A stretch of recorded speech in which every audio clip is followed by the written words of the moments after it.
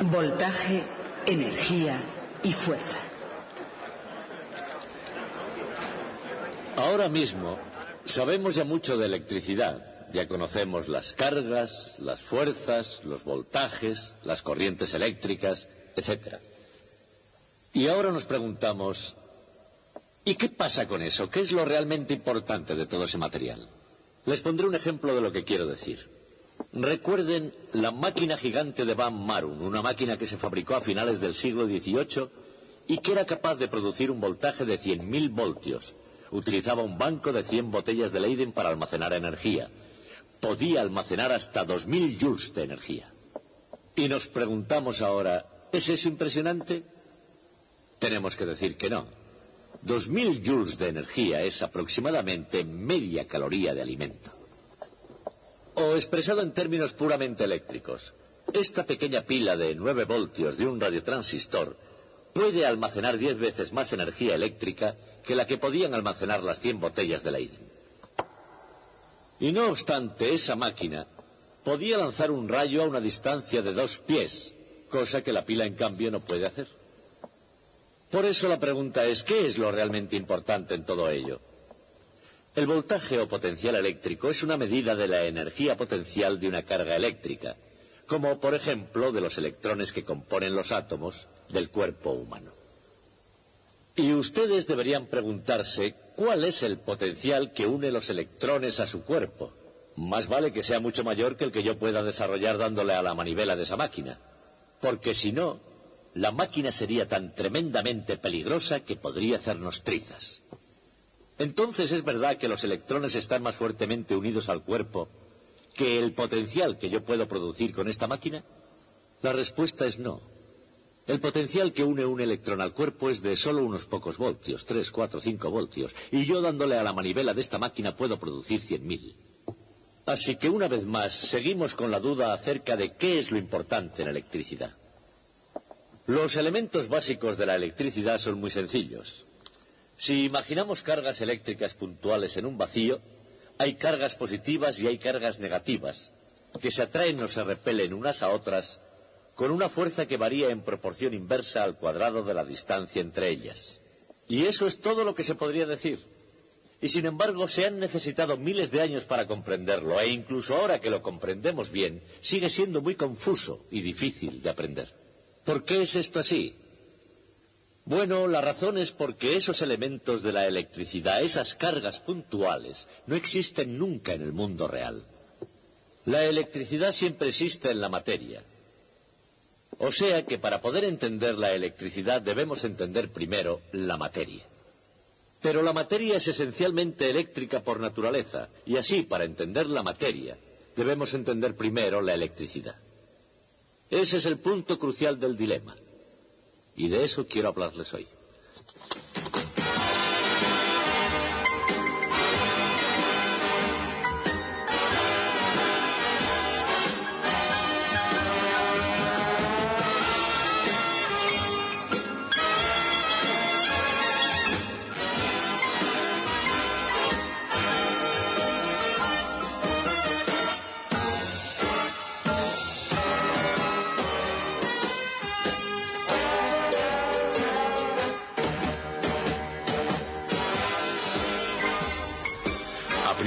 Intentar ver la electricidad en su verdadera esencia parece algo tan peligroso como salir una noche por las calles de Las Vegas. En electricidad hay muchas magnitudes: carga, potencial, campo, por nombrar solo algunas. Y con una variedad tan desconcertante es difícil saber por qué magnitud apostar. Lo que se necesita es una forma de explicar cómo se acopla todo, una manera de sentar las bases en favor del buen sentido y de la claridad. Lo que hace falta es un método infalible detrás de toda esta locura. La causa que está detrás del efecto de la electricidad. Lo que se necesita es un cambio de escena.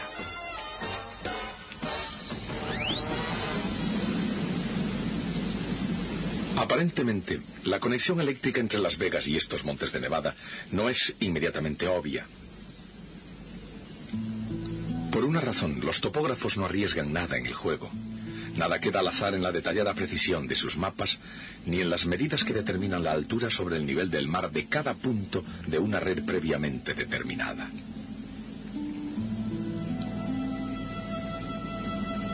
Se ha trazado una línea que une todos los puntos a una cierta altura sobre el nivel del mar, lo cual se repite después para otras alturas a intervalos regulares. Para el ojo de un experto, los contornos resultantes de puntos de altura constante proporcionan una clara descripción del paisaje real y, por la misma razón, las curvas de este mapa dan una clara representación de un campo eléctrico.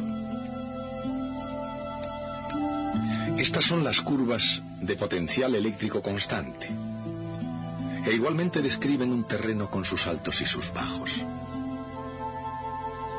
Cuando en realidad un terreno tiene subidas y bajadas, el viajero prudente quiere saberlo, porque subir una colina puede resultar un trabajo duro. Y exactamente lo mismo sucede con el potencial eléctrico. Subir la pendiente del potencial cuesta trabajo.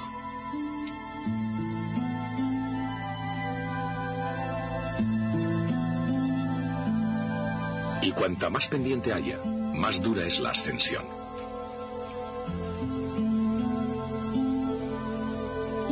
Naturalmente, si el potencial no cambia, no se necesita ningún trabajo. Y si el potencial decrece, el campo es cuesta abajo todo el camino. En esta analogía, el potencial eléctrico es ascenso y el campo eléctrico es la pendiente hacia abajo. En términos más matemáticos, se puede decir que el campo eléctrico es la derivada negativa del potencial. O dicho de otra manera, el potencial es menos la integral del campo eléctrico. El campo eléctrico creado por una simple carga puntual es proporcional a 1 dividido por R al cuadrado.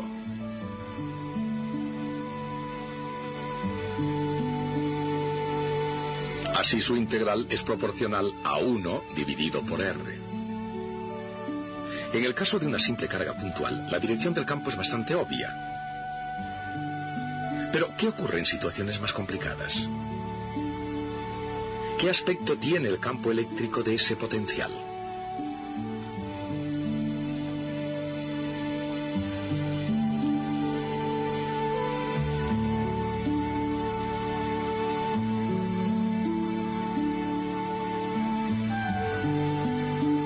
Como no supone trabajo el mover una carga a lo largo de una curva de potencial constante,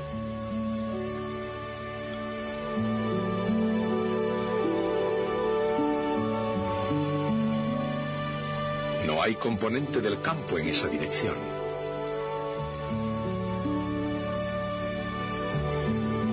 Así, el campo es perpendicular en cada punto a la superficie de potencial constante o equipotencial que pasa por ese punto.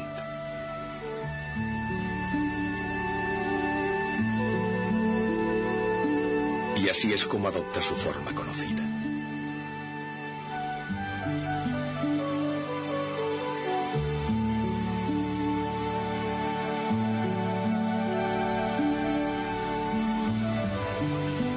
La forma normal del terreno más accidentado no son todo picos y valles.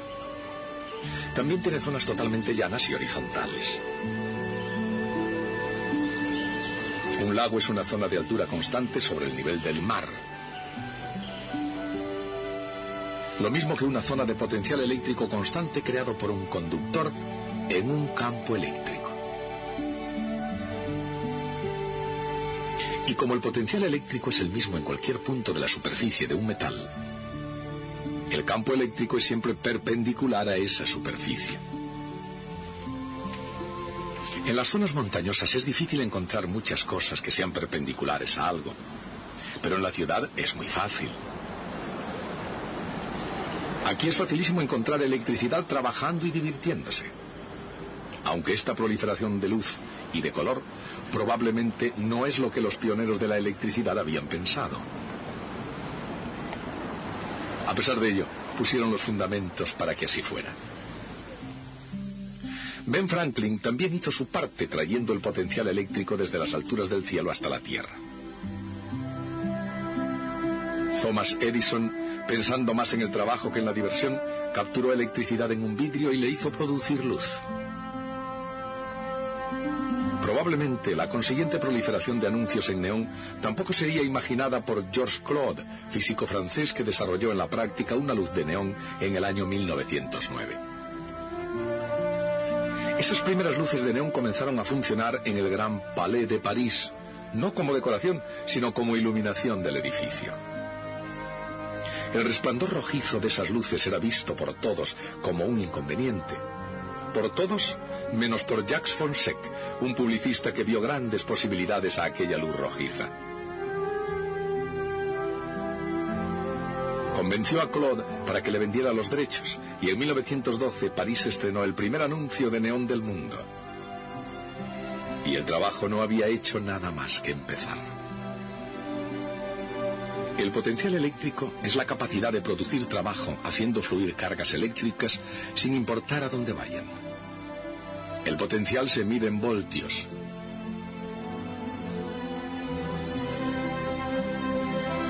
Pero, ¿cómo de grande es un voltio? ¿Y cuántos voltios se necesitan para hacer un trabajo?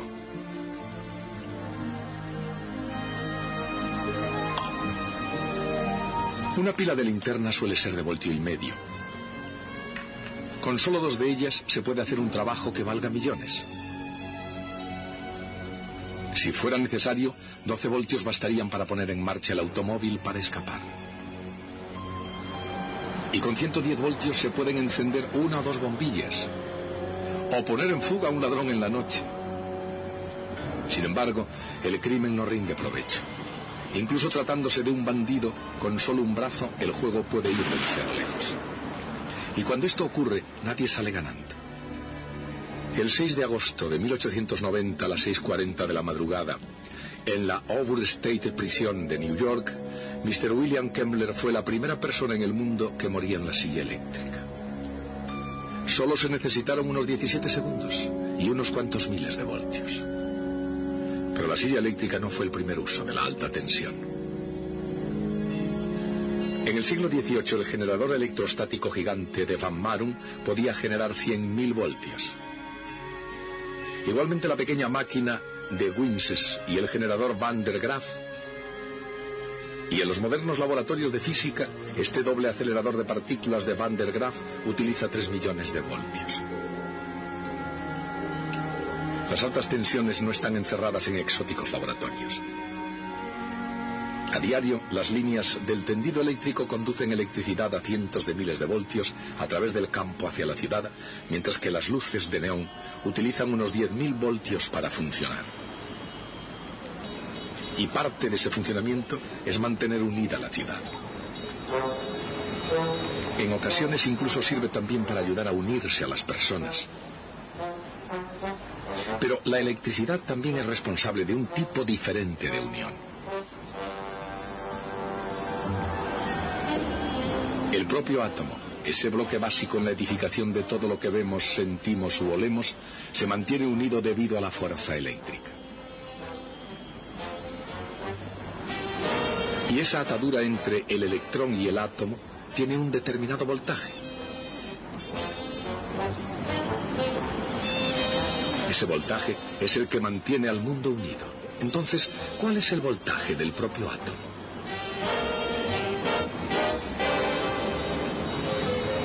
En cada átomo, la fuerza eléctrica une electrones cargados negativamente a un núcleo positivo. El núcleo es tan pequeño que se puede considerar como una carga puntual positiva, incluso aunque realmente se componga de neutrones sin carga resultante y de protones con carga positiva. Cada electrón tiene justamente la carga negativa suficiente para equilibrar la carga positiva de un protón. El resultado puede ser un átomo totalmente neutro. Esta representación, o cualquier otra de un átomo, es solamente un modelo, pero como modelo nos sirve de guía a la realidad. Y una realidad de gran importancia es que la distancia del núcleo al electrón más exterior de cualquier átomo es siempre aproximadamente un Armstrong, es decir, la 100.000.000ª parte de un centímetro. Desde el punto de vista de ese electrón exterior, los otros electrones equilibran prácticamente la carga eléctrica de todos los protones del núcleo, excepto la de uno.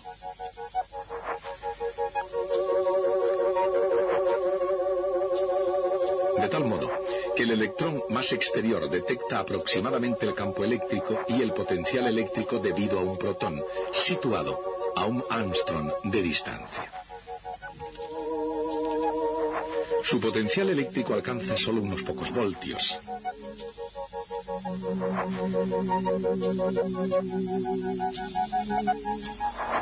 Y al ser su carga negativa, también lo es su energía potencial, medida convenientemente en unas unidades llamadas electronvoltios. Esos pocos electronvoltios, menos una pequeña energía cinética, es lo que hay que vencer para desprender un electrón de un átomo. Y aproximadamente eso mismo se necesita superar también para eliminar un electrón de una molécula o de un trozo de metal sólido.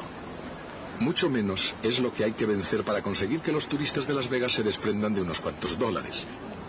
Mientras que el jugador siente una gran atracción por el dinero, la unión que existe entre un dólar cualquiera y el jugador es francamente pequeña. Pero algunas de las otras uniones que aquí se hacen son de naturaleza más duradera. Al menos en algunos casos los vínculos son muy fuertes. Pero si unos pocos voltios atan un electrón a un átomo, ¿cómo de fuerte es esa atadura? Como el generador de Van der Graaf puede producir hasta 100.000 voltios, parece que esta máquina debería ser capaz de ionizar cualquier pequeño trozo de materia ordinaria a su alcance. Pero no es así.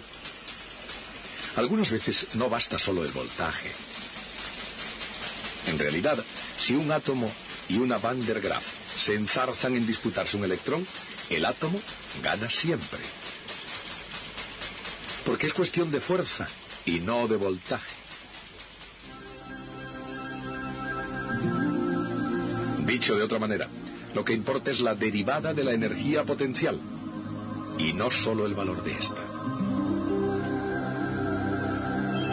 Aquí hay una cúpula Van der Graaf y un átomo. Están compitiendo por un electrón que puede estar unido a la Van der Graaf por decenas de miles de voltios.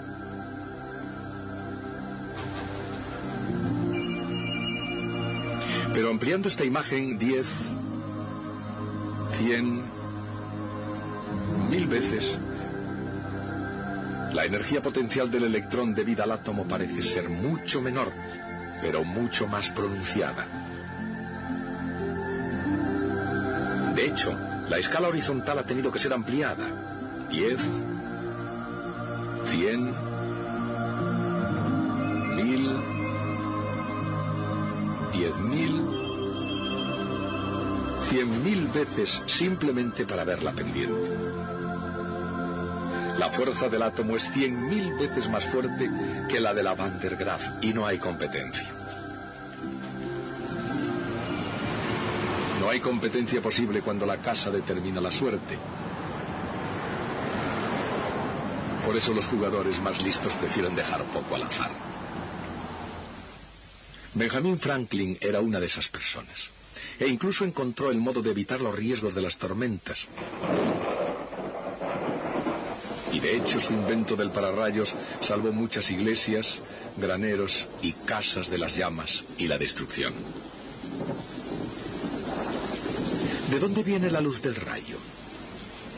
Cuando hay una chispa, las moléculas de aire se ionizan momentáneamente dejando un gas de iones moleculares positivos y electrones negativos llamado plasma.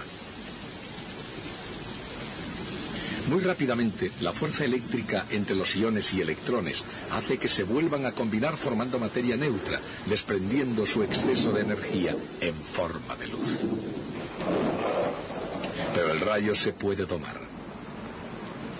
En un tubo de neón, por ejemplo, se puede retardar ese proceso convirtiéndolo en una incandescencia continua.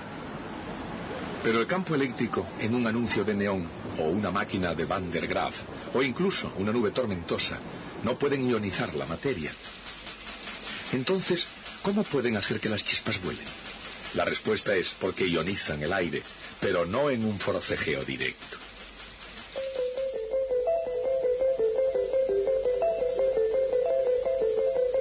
El aire alrededor de la esfera del generador de Van der Graaf contiene siempre algunos electrones casualmente.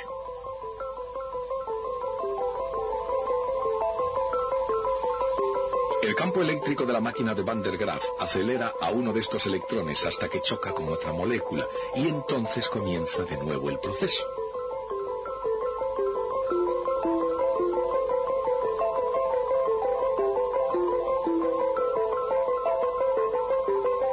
Si la distancia entre átomos es suficientemente grande y el campo es suficientemente potente, el electrón puede adquirir suficiente energía cinética como para desprender otro electrón cuando choca.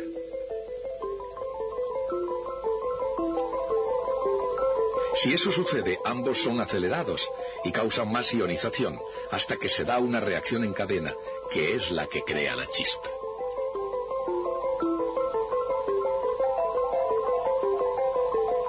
Así que un generador Van der Graaf o un anuncio de neón ionizan el aire no por pura fuerza eléctrica, sino mediante colisiones.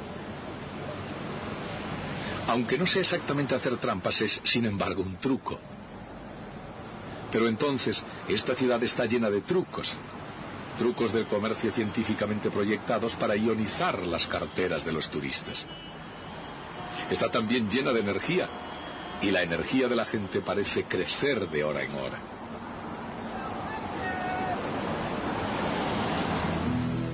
La energía eléctrica, por otra parte, sube con el voltaje y con la carga. Así que la pregunta sobre cuánta energía puede suministrar un dispositivo eléctrico no solo depende de su voltaje, sino también de la cantidad de carga disponible.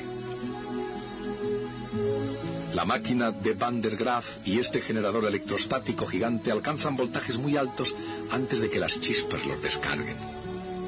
Pero ni siquiera las 100 botellas de Leyden de la máquina de Van Marum podían almacenar tanta carga como la que hay en la batería de un automóvil.